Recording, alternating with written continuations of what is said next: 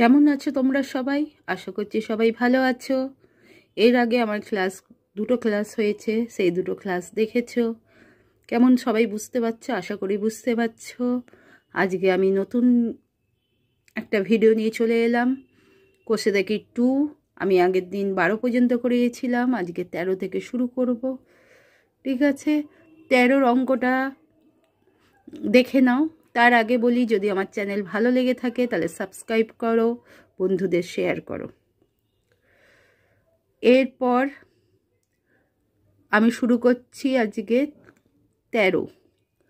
কোনো মূলধন একই বার্ষিক শতকরা সরল সুদের হারে 7 বছরের সুদে আসলে 7,100 টাকা হয় এবং 4 বছরের সুদে আসলে 6,200 টাকা হয়। মূলধন ও বার্ষিক শতকরা সরল সুদের হার নির্ণয় করি। যে ইজি ওয়ে যেইটা সেইটাই আমি দেখাচ্ছি। আমি একটুখানি এগিয়ে রেখেছি বিকজ তোমাদেরই সুবিধা হবে, ভিডিওটা শর্ট হবে। তাহলে যেইটা প্রথমে দেখো, 7 বছরের কি লিখেছি, আসল প্লাস সুদ 7,100 টাকা। মানে আমার অঙ্কে বলেই ছিল যে একই বার্ষিক শতকরা সরল সুদের হারে 7 বছরের সুদে আসলে 7,100 টাকা হয়। তাহলে সুদে আসলে মানে এর আগে আমি অনেকবার বুঝি যে সুদে আসলে মানে সুদ প্লাস আসল। তাই 7 বছরে আমি কি লিখলাম, আসল প্লাস সুদ 7,100 টাকা। 4 বছরের আসল প্লাস সুদ, সুদে আসলে বলেছে 6,200। দেখো আমি বিয়োগ দিলাম, বিয়োগ দিতে কি হলো, 7 থেকে 4 3 বছরের আসল কেটে গেল। আর তাহলে 7 বছর আর 4 বছরে আসল তো কেটে গেছে, সুদটা কি হবে, 7 বছর থেকে 4 বছরে সুদ বিয়োগ দিলে অনলি 3 বছরের সুদ পড়ে থাকবে। সো 3 বছরের সুদ কত হচ্ছে, 900 টাকা। তাহলে 1 বছরের সুদ কত হচ্ছে, 900/3 অর্থাৎ 300 টাকা। আর তাহলে 4 বছরের সুদ কত হবে, 300 × 4 1200 টাকা। তা আমি 4 বছরের সুদে আসলে কত পেয়েছিলাম, 6,200 টাকা। আর এখন আমি কি পেলাম, 4 বছরের কি পেলাম, সুদ পেলাম। তাহলে আসল কি করে বার করব? আমি যদি সুদ জেনে থাকি, সুদ আসল জেনে থাকি, তাহলে আমি কি করব, আসল সমান সুদ আসল থেকে যদি আমি সুদটা বাদ দিই তাহলে পেয়ে যাব কি, আসল। এখানেও তাই করলাম, 6,200 টাকা থেকে 1,200 টাকা বিয়োগ দিলাম, তাহলে আমি কি পেয়ে গেলাম, 5,000 টাকা কি পেয়ে গেলাম, আসল। তাহলে আমার প্রথম প্রশ্ন ছিল আসল কি, আসল পেয়ে গেলাম। এরপর যেইটা আমার হচ্ছে, এবার আমার যেইটা করতে হবে কি, বার্ষিক সুদের হার। সময় কত, সময় 4 বছর, যেহেতু আমি 4 বছরের সুদ পেয়েছি সেইটা করছি। 7 বছর দিয়েও হতো, আমি 4 বছর দিয়েই করছি। যত গুণ ভাগ কম করতে হয় সময়টা বাঁচাতে হয়। আর মোট সুদ আমি বার করে ফেলেছিলাম কত, 4 বছরের মোট সুদ 1,200 টাকা। তাহলে কি হলো, আমার কি বার করতে হবে, বার্ষিক সুদের হার। বার্ষিক সুদের হার equal to I × 100/P × T%। বারবার বলেছি বার্ষিক সুদের হারের একক কি, পার্সেন্ট। I কত, 1,200 × 100, P কত, 5,000 × T কত, 4। আগে আমি শূন্যগুলো কাটবো, আমার 0 0 থাকলে দেখো 0 0 কেটে দিচ্ছি, হয়ে গেল। 4 দিয়ে 120 কাটছি, 3 × 4 = 12, 30, আর 5 × 6 = 30 পার্সেন্ট, তাহলে 6%। তাহলে আমার বারবার বলেছি উত্তর লিখবে অঙ্কে। উত্তর কি বলেছে প্রশ্নটা, টাকা হলে মূলধন কত, মূলধনের পরিমাণ, আসলটাই মূলধন, এর আগে বলেছি মূলধনের পরিমাণ 5,000 টাকা। আর বার্ষিক সুদের হার 6%। ঠিক দেখো অঙ্কটা যেভাবে আমি করিয়েছি সেইভাবেই করবে, বিকজ আমি তোমাদেরকে বলেছি পরিষ্কার পরিচ্ছন্নতাও একটা ইমপ্রেস করে টিচারকে। তারপর সব একক আছে। আমার এই অঙ্কটা পরীক্ষায় আসার চান্স আছে মাধ্যমিকে 6 নম্বরে। এইটুকু আমি শর্টকাটে করে দিলেই কি হয়ে যাবে, আমার 6 নম্বর আমি পেয়ে যাব। ঠিক আছে, এরপর পরের অঙ্কে এরপরে আমি চলে যাচ্ছি 14 অঙ্কে। 14 অঙ্কে কি আছে, একই সময়ে অমল রায় ব্যাংকে এবং পশুপতি ঘোষ পোস্ট অফিসে 2000 টাকা করে জমা রাখেন। 3 বছর পর তারা সুদসহ যথাক্রমে 2360 টাকা এবং 2480 টাকা ফেরত পান। ব্যাংক ও পোস্ট অফিসের শতকরা সরল সুদের হারের অনুপাত কত হবে লিখি। এবার এখানে দেখো কি চেয়েছে, প্রথমে দুজন আছে ব্যক্তি, দুজনেই 2000 টাকা রেখেছেন করে জমা একই সময়ে, অর্থাৎ 3 বছর। দুজনেরই কি হচ্ছে, সুদের হার বার করতে হবে। মোট সুদ বলে দেয়নি, কিন্তু তারা সুদ সহ যথাক্রমে এত টাকা পায়, মানে কি সুদে আসলে পাচ্ছে। প্রথমজন 2360 টাকা, দ্বিতীয়জন 2480 টাকা। তাহলে সুদে আসলে থাকলে, আসল যদি আমি জানি তাহলে আমি সুদ বার করতে পারবো। সুদে আসলে থাকলে যদি সুদ জানতে পারি আসল বার করতে পারবো। তাই হচ্ছে কি এখানে আমার সব বলে দিয়েছে, আমাকে কি বার করতে হবে, বার্ষিক সুদের হার দুজনের বার করার পর কি করতে হবে, তার অনুপাত কষতে হবে। চলো দেখি তাহলে আমরা অঙ্ক। অমল রায় বলে একটা কি দিলাম, হাইফেন দিলাম। আমি বলেছি পরিষ্কার পরিচ্ছন্ন একটা ব্যাপার আছে। আসল 2000 টাকা, সময় 3 বছর। মোট সুদটা দেখো 2360 থেকে 2000 বিয়োগ দিলাম, কত হচ্ছে 360 টাকা। ঠিক আছে, এবার বার করছি বার্ষিক সুদের হার সমান কি, ফর্মুলা কি, I ইন্টু 100। সব সময় ফর্মুলাটা লিখবে, অর্থাৎ সূত্রটাই আমার মেন। বারবার লিখতে লিখতে আমার সূত্র মুখস্থ হয়ে যাবে। তাছাড়া আমি তো শর্টকাট, মানে খুবই সরল সহজে অল্প সময়ে কম জায়গায় করাচ্ছি। এরপর যদি সূত্রটাও না লিখো তাহলে নম্বরটা কোথা থেকে দেবে। By P into T percent. I কত, 360 ইন্টু 100। পি হলো 2000 ইন্টু টি হলো 3 বছর। তাহলে আমার কি হচ্ছে, কাট অফ করি, মানে কাটাকুটি করি, 0 0 0 0 0 0। 3 বারম 36, 6 দুগুণে 12, 6%। দেখো এখানে আমি পার্সেন্ট দিতে ভুল করেছিলাম, কিন্তু মনে করে দিয়ে দিলাম। এরপর হলো পশুপতি ঘোষ। পশুপতি ঘোষের কি হচ্ছে, পশুপতি ঘোষ আসল 2000 টাকা, সময় 3 বছর। এরও সুদ আসল বলে দিয়েছে। এর সুদ আসল কত, 2480। তা থেকে 2000 টাকা বিয়োগ দিচ্ছি, দিলে কত, 480 টাকা। ঠিক আছে, বার্ষিক সুদের হার কত, I into 100 by P into T, formula লিখলাম, পার্সেন্ট দিলাম, I 480 ইন্টু 100 বাই 2000 ইন্টু 3, 0 0 0 0 0 0। কাটাকুটি হলো, 24 দুগুণে 48, 3 আসতে 24, তাহলে 8%। কিন্তু এইটা উত্তর নয়। উত্তর আমার কি হবে, উত্তর আমার যেইটা হবে কি হবে, ব্যাংক ও পোস্ট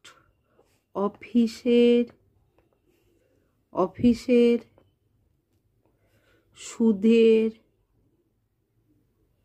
সুদের নয়, বার্ষিক সুদের হারের অনুপাত 6:8। কারণ অনুপাত হলে কি হয়, একক হয় না। সবসময় মনে রাখবে যে কোনো সংখ্যা বা দুটো সংখ্যা বা যদি অনুপাত হয়, অনুপাতের কোনো একক নেই। 2 দিয়ে যাচ্ছে, তাহলে 3:6 আর 4:8 হলো। এইটা হলো উত্তর। যদি তোমাদের আমার বোঝানো ভালো লেগে থাকে তাহলে চ্যানেলটা সাবস্ক্রাইব করো, বন্ধুদেরও শেয়ার করো, তারাও যাতে সহজে সরলভাবে অঙ্ক শিখতে পারে। এরপর চলে যাচ্ছি 15 অঙ্কে। দেখো কি আছে 15 ম্যাথসে। একটি তাঁত সমবায় সমিতি যন্ত্রচালিত তাঁত ক্রয় করার সময় 15,000 টাকা ধার করে। 5 বছর পর সেই ধার শোধ করতে সমিতিকে 22,125 টাকা দিতে হলো। ব্যাংকের শতকরা সরল সুদের হার নির্ণয় করি। আগেরটাও শতকরা সরল সুদের হার নির্ণয় করতে হয়েছিল, এইটাও করতে হচ্ছে, একই অঙ্ক।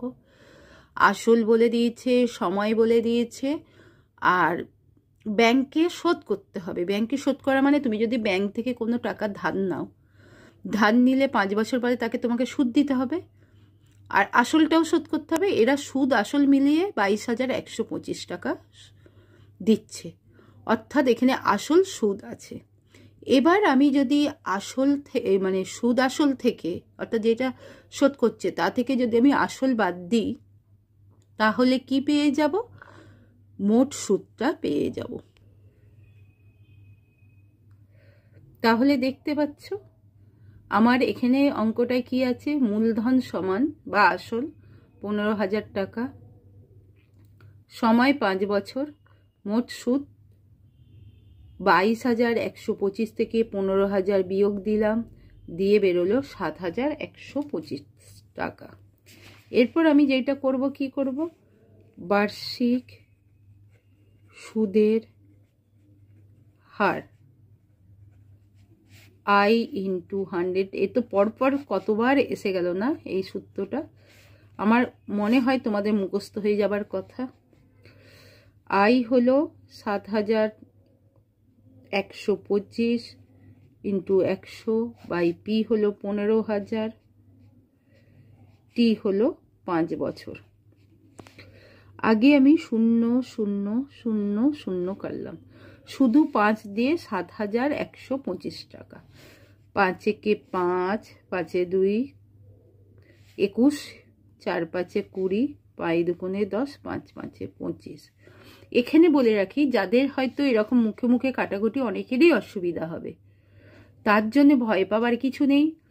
সিম্পলি 7,125কে 5 দিয়ে ভাগ করবে, করলে দেখবে 1,425 হবে, উপরে 1,425 বসবে, আবার 1,425কে 5 দিয়ে ভাগ করবে, যেইটা হবে সেইটা এখানে বসাবে। 5 দুগুণে 10, 5 8 40, 5 5 25, আর 15 তো নামটা জানোই, 3 5 15, 30। আবার 5 দিয়ে 285 কাটবে, কাটলে কত হচ্ছে, 5 5 25, 5 7 35, 5 6 30। 3 দিয়ে কাটলে 2, আর এটা করলে 19। তাহলে আমার কত, 19/2, অর্থাৎ আবার 2 দিয়ে ভাগ করবে, 9.5%। তাহলে আমার কি বেরোলো, আমার সুদের হার জিজ্ঞাসা করেছিল, তাই তো। তাহলে আমার সুদের হারটা কি হবে, বার্ষিক উত্তর বলে লিখবে, বার্ষিক সুদের হার 9.5%। বুঝতে পেরেছো? আসল পেয়ে গেছি, সময় পেয়ে গেছি, সুদ আসল পেয়ে গেছি, তা থেকে আসল বিয়োগ দিলে সুদ, মোট সুদ পেয়ে গেলাম। তারপর তো একই formula, I × 100 by P × T। এখানে অঙ্কটার একটাই কাটাকুটিটা একটু বেশি আছে, 5 দিয়ে ভাগ করে করে করে নেবে, তাহলেই হয়ে যাবে। এরপরে পরের অঙ্কে যাচ্ছি। আজকে আমি 16 অঙ্কটা করে শেষ করব। আশা করি তোমরা বুঝতে পারছো। কিন্তু কি করব বলো, অঙ্কগুলো একটু বড় হয়ে যাচ্ছে, কারণ আজকে যে অঙ্কগুলো শুরু করছি প্রত্যেকটাই পরীক্ষায় আসার চান্স আছে। বড় বড় 6 নম্বরের অঙ্ক, তাই ভালোভাবে বুঝতে হবে। একটু ধৈর্য ধরে সময় নিয়ে বুঝতে চেষ্টা করো, পরে দেখবে অঙ্কগুলো খুব সহজ হয়ে গেছে। বোঝার ক্ষেত্রে একটু সময় দিতেই হয়। ঠিক আছে, আজকে এই অঙ্কটা করেই শেষ করব। করে যদি তোমাদের বুঝতে সুবিধা হয় অবশ্যই তোমরা চ্যানেলটাকে সাবস্ক্রাইব করো, বন্ধুদেরও শেয়ার করো, অন্যান্যদেরও শেয়ার করো, যাতে তারাও সহজে অঙ্ক শিখতে পারে। দেখো আজকের অঙ্কটা, আসলাম চাচা কর্মক্ষেত্র থেকে অবসর নেওয়ার সময় 1 লাখ টাকা পেলেন। ওই টাকার কিছুটা ব্যাংকে ও বাকিটা পোস্ট অফিসে জমা রাখেন এবং প্রতি বছর সুদ বাবদ মোট 5,400 টাকা পান। ব্যাংকে ও পোস্ট অফিসের বার্ষিক সরল সুদের হার যদি যথাক্রমে 5%, 6% হয়, তবে তিনি কোথায় কত টাকা জমা রেখেছিলেন হিসেব করি। দেখো, আমার যদি এরকম হতো অঙ্কটা, পুরো 1 লাখ টাকাই ব্যাংকে রেখে দিলেন এবং মোট সুদ 5,400 টাকা পাচ্ছে, বার্ষিক সুদের হার আছে, তাহলে তোমার করতেই হতো না। এমনকি সময়টাও বলে দিয়েছে, তাই তো আমার কিছু করার ছিল না। প্রতি বছর মানে 1 বছরে। কিন্তু আমার যেইটা হলো কোন ব্যাংকে কত টাকা রেখেছে আমি নিজেও জানি না। তাহলে আমি যখন দুটো ব্যাংক মানে ব্যাংক আর পোস্ট অফিস আছে, ব্যাংকে যদি আমি ধরে নিই X টাকা রেখেছি, তাহলে পোস্ট অফিসে কত রাখবো? 1 লাখ টাকা থেকে X টাকা বাদ দিলে যেইটা সেইটা। আর দুজনের তো সরল সুদ বলেই দিয়েছে, সময় জানি। আমার অনুযায়ী মানে আমার অঙ্ক অনুযায়ী X দিয়ে করব, সেই অনুযায়ী মোট সুদ বার করব দুটো জায়গার, ব্যাংক ও পোস্ট অফিসের। তারপর আমার সুদ ইকুয়াল টু এখানে অঙ্কে যেটা বলে দিয়েছে 5,400, দুটো ইকুয়াল করব অর্থাৎ সমান করব, পেয়ে যাব। কিভাবে পাবো দেখো, মনে হচ্ছে যেন একটু মাথার উপর দিয়ে চলে গেছে না? অবশ্যই একটু কঠিন। দেখো আমি কষতে কষতে আবার বোঝাচ্ছি। কি লিখেছি দেখো, আসলাম চাচা অবসর নেয়ার পর কর্মক্ষেত্র থেকে 1 লাখ টাকা পেলেন। ব্যাংকের ক্ষেত্রে আমি জানি না ব্যাংকে কত জমা রেখেছে, 1 লাখ টাকা পেলেও আমি জানি না। তাহলে কি করব, ধরি মূলধন সমান X টাকা। ঠিক আছে, সময় তো বলেই দিয়েছে, সময় হলো 1 বছর। বার্ষিক সুদের হারও বলে দিয়েছে, বার্ষিক সুদের হার 5%। তাহলে মোট সুদ কীভাবে বার করব জানো সূত্রটা? মোট সুদ ইকুয়াল টু PTR/100 টাকা।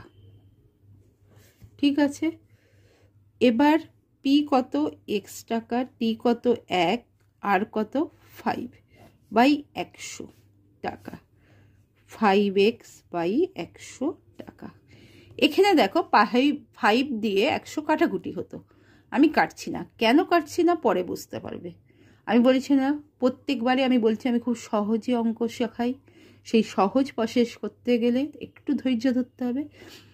এইটুকু বুঝেছো তো? আমি 1 লাখ টাকা নিয়ে কিছু কাজ করছি না। আমি ব্যাংকের ক্ষেত্রে বলছি জমা দিয়েছে X টাকা, 1 বছর সময়, বার্ষিক সুদের হার, তা X টাকার 1 বছরে 5% করে সুদ দিলে আমি কত সুদ পাচ্ছি? 5x/100 টাকা। দেখো এবার পোস্ট অফিসে মূলধন কত আমি তো জানি না। আমি যার টাকা তার X টাকা কি রেখেছি ব্যাংকে, তাহলে পোস্ট অফিসে কত রাখবো? 1 লাখ মাইনাস X টাকা। বারবার বলছি দুটো পার্টে আমি ভাগ করেছি, একটা হলো X টাকা আর একটা 1 লাখ বিয়োগ X টাকা। তাহলে দুটো পার্টে ভাগ হয়ে গেল। আমি Xটা জানি না, Xটা জানলে বিয়োগ করলেই তো এখানে অঙ্কটা হয়ে যেত। এরপর সময় 1 বছর, বার্ষিক সুদের হার 6%, মোট সুদ PTR/100 টাকা। এবার আমি P বসাচ্ছি 1 লাখ, ঠিক আছে, ইন্টু 1 ইন্টু 6/100 টাকা। দেখো আমার 6 দিয়ে কাটাকুটি যায়, আমি বলেছি কাটাকুটি এই ক্ষেত্রে আমি করছি না। কেন করছি না বলেছি পরে বুঝবে। 6 দিয়ে গুণ করছি, 6 লাখ হচ্ছে, মাইনাস 6x/100 100টা কেন রেখে দিয়েছি। ঠিক আছে, এবার দেখো আমি কি বলেছিলাম।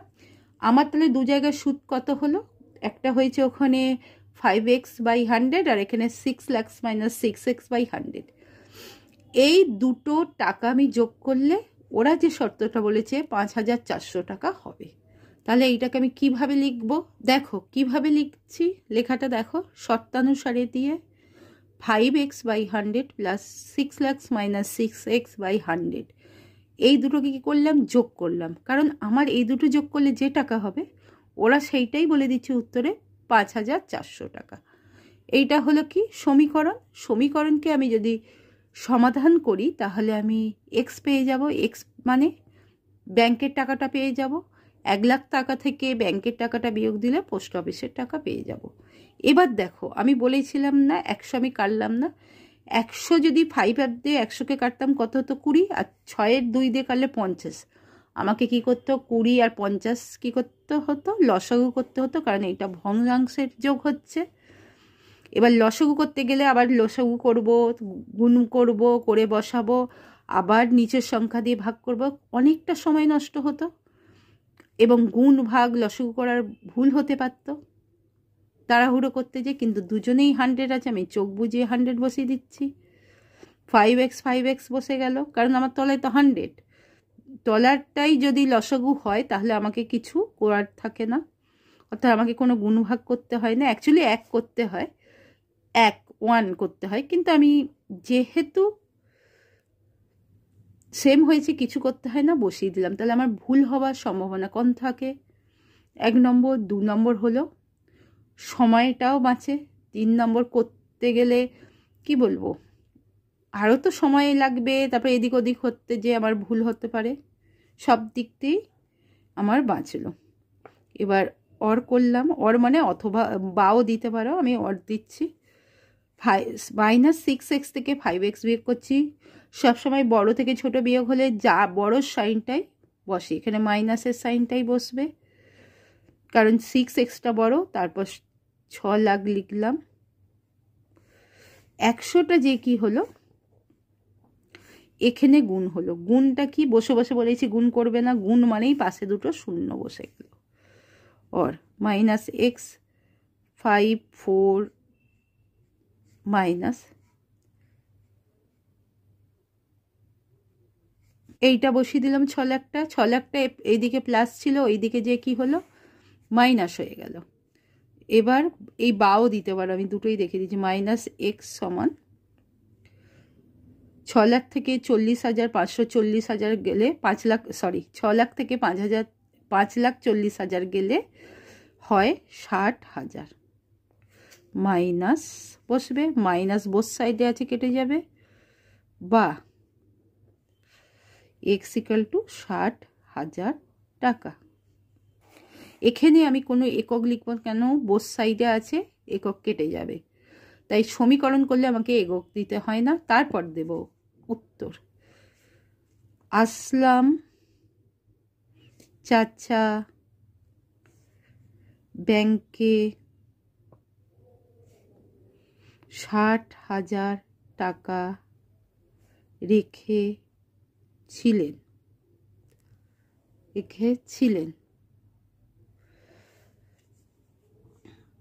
আসলাম চাচা পোস্ট অফিসে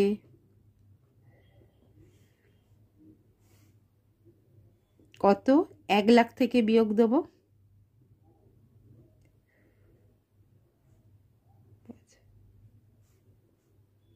60,000 বিয়োগ দেব, করলে 40,000 টাকা রেখেছিলেন। ঠিক আছে, কি অঙ্কটা বুঝতে পারছো তো? কত বড় অঙ্কটা দেখতে পাচ্ছ? অবশ্যই এগুলো খুব আসার চান্স আছে, কিন্তু আমি ইজি ওয়ে বুঝিয়ে দিলাম। আজকে এই পর্যন্ত থাক, পরের দিন আবার নতুন একটা ভিডিও নিয়ে উপস্থিত হব।